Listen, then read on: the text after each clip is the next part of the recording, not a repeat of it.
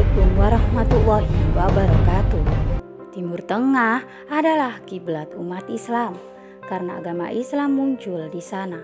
Tapi siapa yang tahu selain agama Islam terdapat agama kuno yang bertahan sampai sekarang. Agama apakah itu? Tonton sampai selesai channel ini. Tekan tombol subscribe, klik like, dan share sebagai sarana dakwah untuk orang lain. Terima kasih. Bicara mengenai Timur Tengah, banyak yang berkaitan tentang keislaman, bangsa Arab dan peperangan yang terjadi untuk dominasi kekuasaan wilayah. Jangan dianggap di Timur Tengah ada orang memakai gamis dan sorban itu langsung dicap sebagai orang Islam. Itu keliru dan salah besar. Karena ternyata ada beberapa agama yang mungkin kalian belum pernah mendengarnya. Ada juga yang muncul di daerah konflik. Inilah agama tersebut. Yang pertama, Samaritanisme. Agama ini dianut oleh orang-orang Samaria yang tinggal di Gunung Gerizim, terletak di daerah pinggiran Yerusalem. Kitab suci agama Samaritanisme adalah Torah Samaria. Penganut agama ini semula mencapai 3 juta jiwa karena faktor pernikahan menjadikan penganut ini pindah agama, dan sampai sekarang jumlahnya menurun menjadi sekitar 1.000 jiwa. Yang kedua, Yarsanisme. Penganut agama ini di Iran disebut Yarsani atau Kakai jika di daerah Irak. Agama ini muncul pada abad ke-14 di Iran. Agama Yarsanis menganggap matahari dan api sebagai sesuatu yang disucikan. Penganut agama ini juga mempunyai tradisi khusus yang berlangsung sampai sekarang, yaitu para laki-laki harus menumbuhkan dan memelihara kumisnya. Kaum Yarsanis dianggap sebagai orang-orang yang melenceng dari keagamaan di Irak dan Iran. Tidak ada yang tahu pasti jumlah penganut Yarsanisme. Beberapa peneliti menduga jumlahnya sekitar 1 juta jiwa. Agama yang ketiga yaitu Bahai.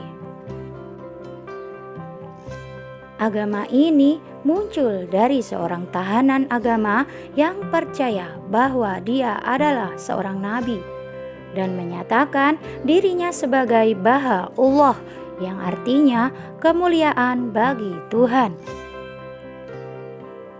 Ajaran dalam agama ini adalah menjunjung tinggi persatuan dan kesetaraan bagi semua kalangan. Komunitas Bahai juga percaya bahwa Krishna, Musa, Muhammad, Yesus, dan Abraham adalah utusan Tuhan dan tetap mengklaim bahwa utusan terakhir Tuhan adalah Baha'ullah. Di Iran, penganut Bahai dianggap sebagai orang murtad dari Islam. Agama yang keempat adalah Zoroastrianisme. Zoroastrianisme adalah salah satu agama monoteisme tertua di dunia. Agama ini muncul 3.000 tahun yang lalu di Persia, Iran. Penganut agama ini percaya pada satu Tuhan yang mengetahui segalanya. Tuhan itu dikenal sebagai Ahura Mazda, yang artinya pencipta dan penegak kebenaran. Ajaran agama ini juga memberlakukan hukum karma, tidak membatasi perbuatan baik kepada sesama manusia, dan percaya bahwa bumi adalah medan pertempuran antara kebaikan dan kejahatan. Sehingga setiap orang memiliki tanggung jawab untuk memilih mana yang baik atau yang jahat.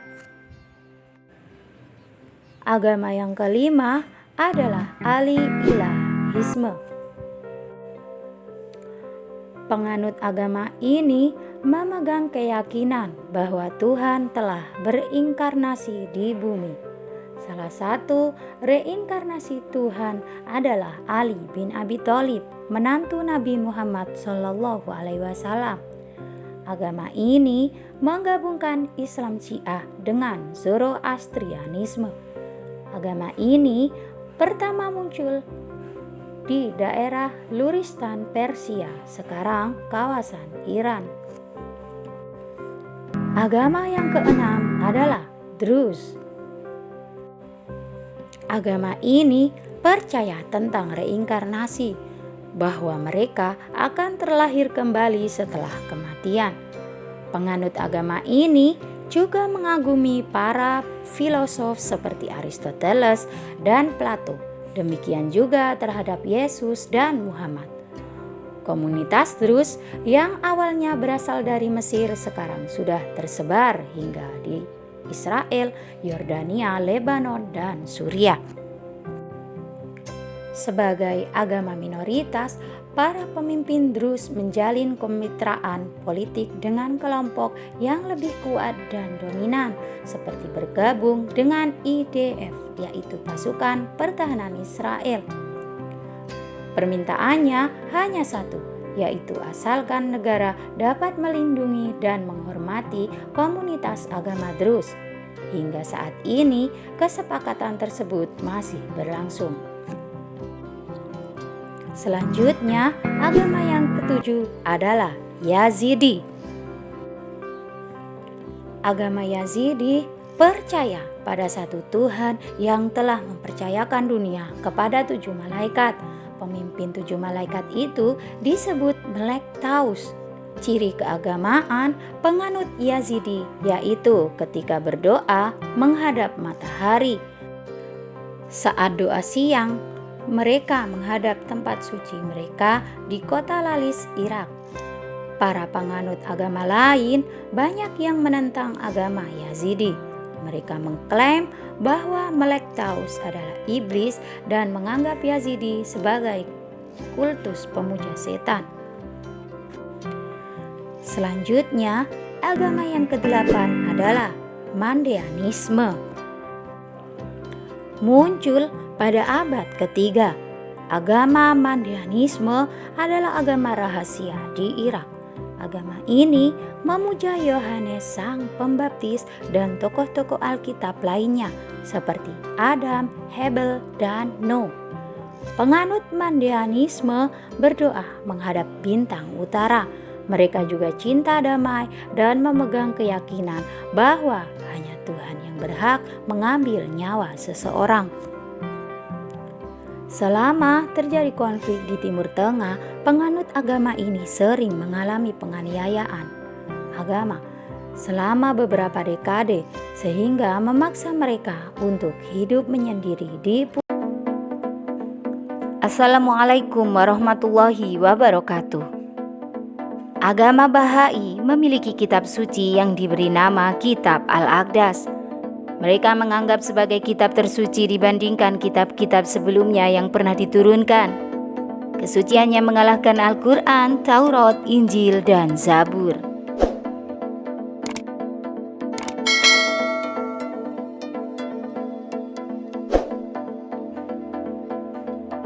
Pendiri Bahai yakni Mirza Husain Ali mengaku diberi wahyu oleh Allah berupa kitab suci yang namanya Kitab Al-Aqdas.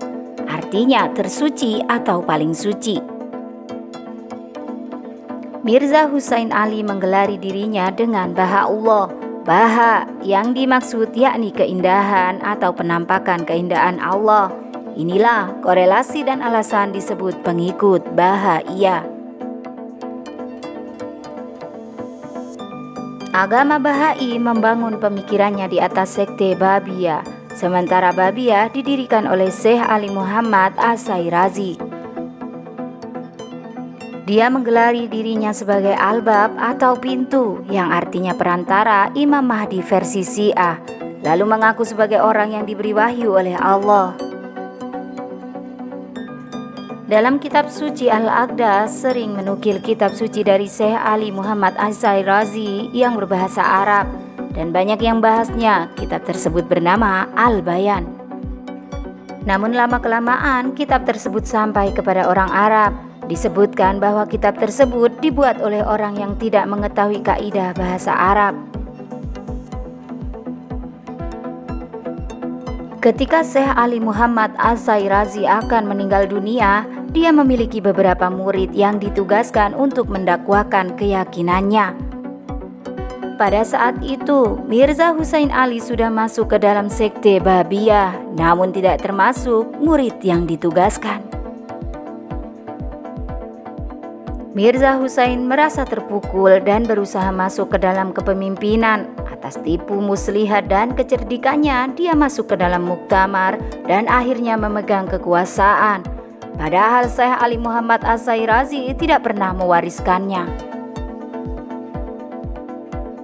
Setelah terpilih, Mirza Husain lantas mengaku menjadi nabi dan membuat kitab suci sebagai penyempurna kitab Al-Bayan, yaitu disebut kitab suci Al-Aqdas. Disebut kitab Al-Aqdas karena telah menyempurnakan seluruh kitab-kitab sebelumnya termasuk Al-Bayan. Contohnya, di kitab Al-Bayan bahwa zina itu diperbolehkan asal laki-laki dan perempuan ridho atau saling menyukai. Lalu di kitab Al-Aqdas disempurnakan ada syarat kedua, yaitu boleh berzina asalkan direstui kedua orang tuanya. Inilah gambaran sederhana Al-Bahaiyah yang meyakini Mirza Husain adalah Baha'ullah. Wallahu a'lam bishawab.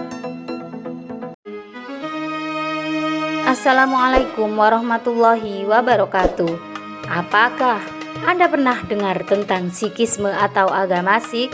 Meski jarang mendapat sorotan, ternyata sudah ada sekitar 10 sampai 15 ribu warga Indonesia penganut agama yang berasal dari Punjab, India ini.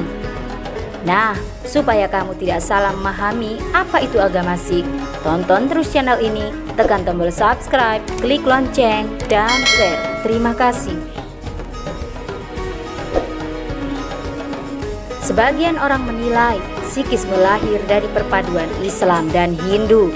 Menurut pemuka agama Sikh, Prem Singh, ajaran yang dibawa Guru Nanak Dev itu tidak sama dengan Hindu atau Islam. Meskipun dia mengakui ada sejumlah ritual dan nilai yang terinspirasi dari dua agama tersebut.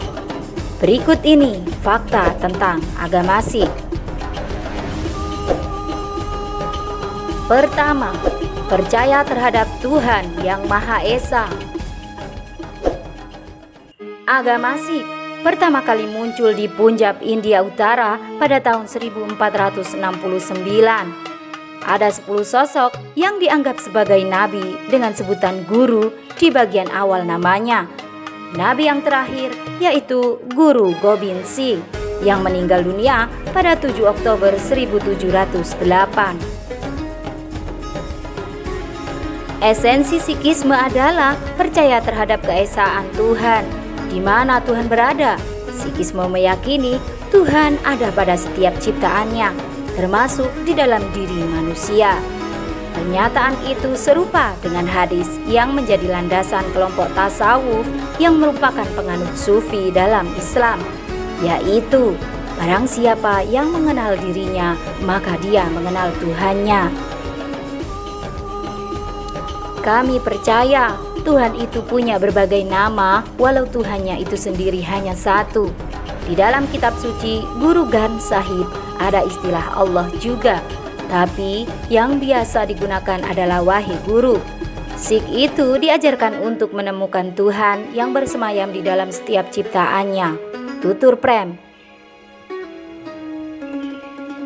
Fakta kedua, ternyata muncul sebagai bentuk protes atas penyelewengan nilai di India. Prem menceritakan, kemunculan Sikhisme berawal dari degradasi moral yang terjadi di India. Kala itu, banyak pemimpin yang tidak amanat serta pemuka agama yang melakukan penyelewengan. Jabatan dan kepercayaan yang mereka emban dimanfaatkan untuk memperkaya diri sendiri. Teologi Sikhisme yang paling utama adalah kesetaraan derajat. Oleh sebab itu, kritik fundamental ajaran ini terhadap Hindu adalah sistem kasta yang membedakan manusia berdasarkan keturunannya. Perkara ini pula yang menjadikan Sikhisme mendapat perhatian banyak orang, karena nilai-nilai yang saat itu membela masyarakat tertindas. Fakta ketiga, Sikhisme masuk ke Indonesia sudah sejak awal abad ke-19. Ada 3 jalur utamanya. Pertama, jalur perdagangan yang kebanyakan masuk dari Tanjung Priuk, Jakarta Utara. Kedua, jalur imigran, ada yang masuk dari Tanjung Priuk dan pelabuhan di Sumatera. Ketiga, dibawa pasukan Inggris sebagai tentara. Awal kemunculannya, ajaran ini sudah diterima masyarakat Indonesia karena Sikhisme bukan agama dakwah yang memiliki juru dakwah untuk mengajak orang-orang menganutnya. Fakta keempat, bagi laki-laki, merawat jenggot dan memakai turban. Para penganut Sikhisme dituntut untuk mengenakan turban, kain, atau sorban yang menutupi kepala dan selalu memanjangkan jenggot. Saking esensialnya, Prem berharap pemerintah mempertimbangkan supaya umat Sikh diberikan keringanan dalam menggunakan turban untuk setiap urusan administrasi. Fakta kelima, rumah ibadah agama Sikh di Indonesia. Rumah ibadah agama Sikh disebut Gurdwara, yang artinya jalan menuju Tuhan. Arsitekturnya mirip dengan masjid karena memiliki kubah. Setiap minggunya mereka melakukan ibadah berupa nyanyian dan doa bersama. Di samping itu, mereka juga memiliki ibadah harian yang dilakukan sebanyak 3 kali.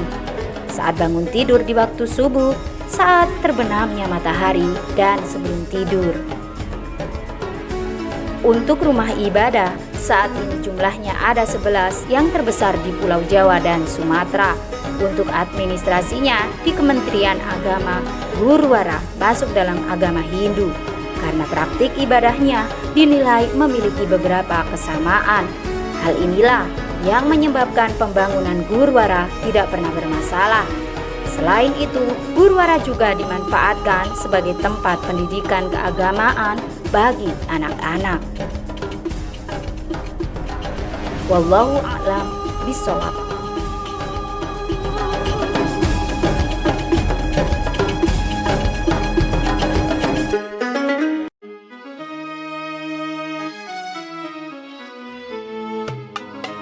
Assalamualaikum warahmatullahi wabarakatuh.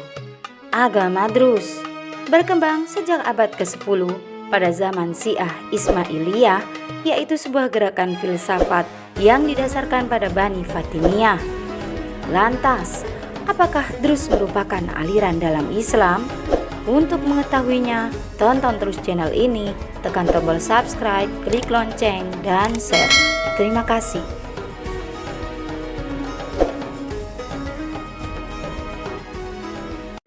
Walaupun mirip Islam, Drus bukanlah aliran dalam agama Islam sebagaimana Ahlus Sunnah wal Jamaah, Khawarij, Murji'ah, dan Mu'tazilah.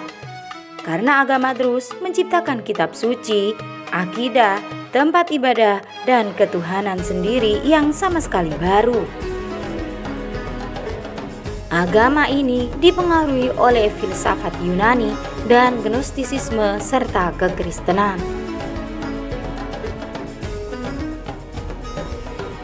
Drus adalah sebuah komunitas keagamaan yang basisnya terdapat di Timur Tengah. Kaum Drus menganggap dirinya sebagai sekte Islam pembaharuan, meskipun mereka tidak dianggap muslim oleh sebagian besar muslim di wilayahnya tersebut. Umat muslim menganggap Drus adalah sesat dan dianggap sudah di luar dari agama Islam yang benar. Kaum Drus juga menganggap dirinya umat monoteisme yang mengakui satu Tuhan.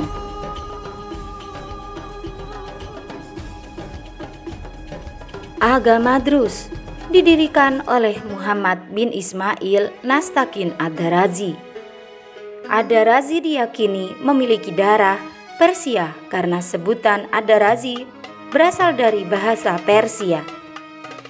Dia merupakan seorang penceramah dan pemimpin awal kepercayaan Druze yang dicap sesat pada tahun 1016 dan kemudian dieksekusi pada 1018 oleh Khalifah Fatimiyah Al-Hakim bi Amrullah.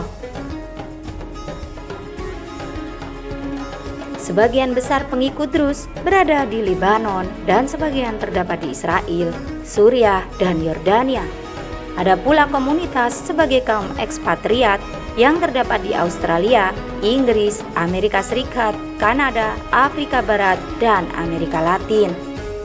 Mereka mengikuti pola sosial yang sangat mirip seperti budaya Arab dan menggunakan bahasa Arab. Kebanyakan kaum Druze menganggap dirinya Arab. Populasi pengikut agama Druze diperkirakan hanya sekitar 450.000 orang. Namun ada pula yang menyatakan sekitar 2,3 juta orang di seluruh dunia. Simbol Druze berbentuk bintang segi 5 dengan 5 warna yang masing-masing warna mempunyai arti, yaitu hijau melambangkan kepandaian, merah melambangkan jiwa, kuning melambangkan bahasa, biru melambangkan teladan, putih melambangkan iman. Lantas, apakah ada kaum Druze di Indonesia?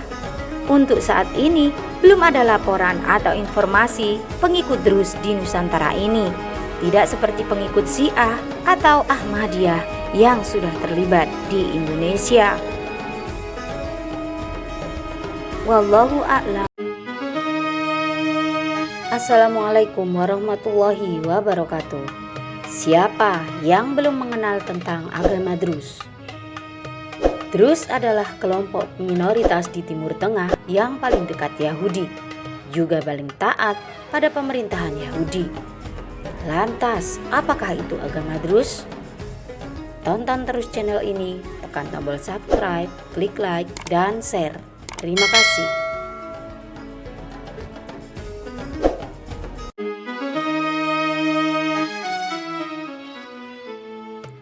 Agama Druze dulunya termasuk salah satu aliran dalam Syiah yang kemudian mendirikan agama sendiri, yaitu agama Druze.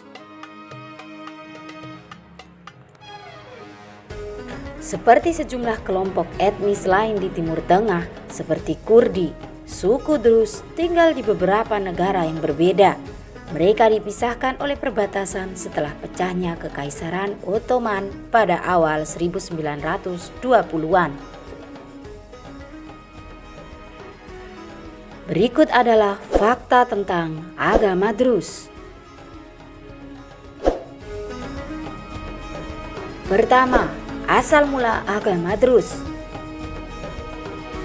Berangkat dari ajaran Syiah, agama Druze dibuat oleh seorang umat Ismailisme, yaitu sebuah aliran Syiah.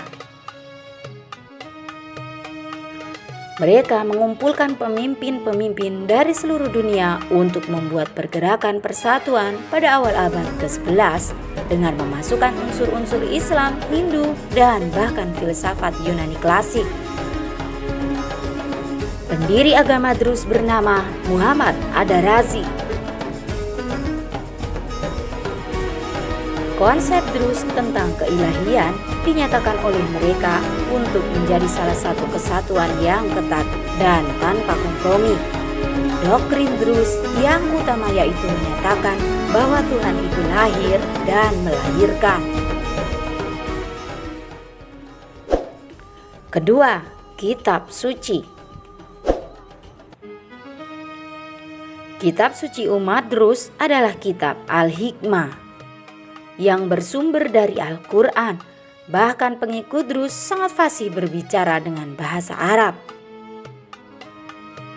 Kitab Al-Hikmah berisi surat-surat kebijaksanaan, Pengikut Drus juga mengimani Rosail al-Hind, yaitu ayat-ayat India. Selain itu, mereka juga memiliki kitab-kitab kuno zaman Ismailiyah, yaitu zaman kejayaan Drus. Agama Drus juga mengakui Al-Quran, tetapi tidak mau mengajarkannya. Kata mereka, Quran itu rahasia Tuhan, tidak ada manusia yang bisa benar-benar memahaminya. Ketiga, tempat ibadah. Tempat ibadah umat Drus adalah kuil yang disebut halwat. Kuil Drus dibuat dengan desain yang mirip seperti gereja dengan lambang Drus di depannya. Mereka beranggapan bahwa cerai itu haram dan sunat atau khitan tidak perlu dilakukan. Meski agama Drus didirikan atas dasar persatuan berbagai umat agama, namun ada sebuah periode waktu di mana umat Drus mulai berhenti menerima perpindahan agama ke Drus.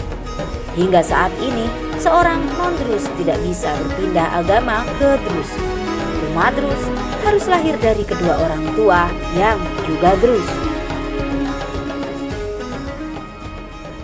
Kuil Drus ini tersebar di beberapa negara seperti Yordania, Lebanon, Suriah, Israel, Amerika Serikat, dan Kanada. Keempat, Hari Raya. Hari Raya agama Drus tercatat hanya 2 perayaan besar, yakni Idul Adha dan Ziarat Al-Nabi Syuaib. Hari Raya Ziarah ini dilaksanakan setiap 25 hingga 28 April setiap tahunnya sebagai penghormatan terhadap Nabi Syuaib alaihissalam. Kelima, Kota Suci. Drus memiliki beberapa tempat yang dianggap sebagai kota suci mereka. Beberapa di antaranya kuil Jeto di Hitin, Israel, dan makam Nabi Syuaib alaihissalam di Palestina. Mereka percaya Al-Hakim akan kembali ke dunia sebelum hari kiamat dan semua penganut agama Drus akan bangkit bersama Al-Hakim. Mereka percaya dengan adanya reinkarnasi, namun prosesnya hanya terjadi kepada jenis kelamin yang sama. Keenam, jarang menikah lintas agama. Dalam survei, kurang dari 1% komunitas Drus yang menikah beda agama. Mereka mengharamkan memiliki pasangan dari luar agama mereka. Hal ini karena sejak didirikan pada abad ke-11, tradisi Drus secara resmi ditutup untuk orang luar. Bagi komunitas Drus, kurangnya perkawinan antar agama ini merupakan cerminan dari sejarah komunitas. Sejak larangan itu, populasi Drus terus ada hanya berdasarkan kelanjutan dari generasi sebelumnya. Anehnya, ketika ditanya identitas Drus itu apakah didapat karena agama, budaya, atau leluhur, sebagian besar mengatakan karena leluhur atau budaya. Ketujuh, Drus sangat menekankan filsafat dan kemurnian spiritual. Agama Drus percaya dengan adanya Tuhan, tetapi tidak ada hari suci yang ditetapkan. Liturgi reguler adalah kewajiban untuk ziarah karena Drus dimaksudkan untuk terhubung dengan Tuhan setiap saat. Tradisi Drus juga menghormati beberapa nabi, termasuk Yitro dari Midian, ayah mertua Musa, Yesus, Yohanes Pembaptis, dan Nabi Muhammad. Beberapa filosof dan orang-orang berpengaruh lainnya juga sangat dihormati oleh Drus, termasuk Sokrates, Plato, Aristoteles, dan Alexander Agung. 8. Aktif dalam kehidupan publik dan tunduk pada wajib militer di Israel. Faktanya, selama lebih dari 4 dekade, militer Israel memiliki unit infanteri Drus utama yang disebut Herv atau Batalion Pedang. Ini berbeda dengan orang Arab Israel yang dibebaskan dari dinas militer. Di Israel terus adalah komunitas Arab yang aktif dalam kehidupan publik. Sebagian besar mereka tinggal di wilayah utara Galilea, Karmel, dan dataran tinggi Golan. Wallahu a'lam bishawab. Assalamualaikum.